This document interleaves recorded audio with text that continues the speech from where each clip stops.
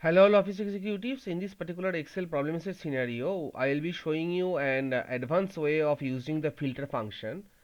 So in filter function, what we do is that we select this range of cells, and from the home tab we apply the filter, the shortcut to which is Control Shift L. So if I just press here Control Shift L, filter will be applied. Alternatively, you can go to the home section and apply the filter, and from here you can just select January, number filter, equals, does not, greater than, and all of these options. So instead of using this all the way selecting the range of cell and then applying filter, you can do it in this way as well.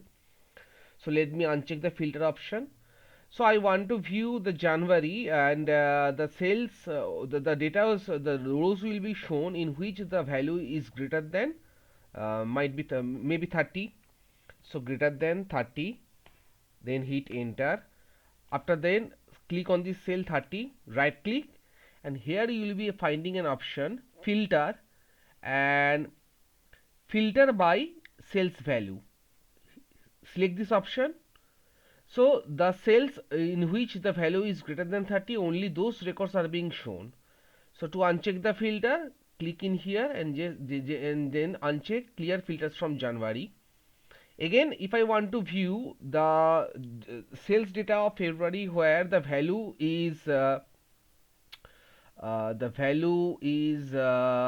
less than 30, so less than 30, then hit enter. After then click on this particular cell, right click on it, and then here filter by selected sales value.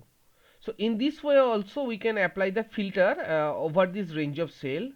So before ending the video, the summation, the gist of the video is that below the range of cell, just apply greater than, less than, or greater than, equal to, and apply some write some data values, and then click on that cell, and from there right click on it, and there you will be finding this option filter.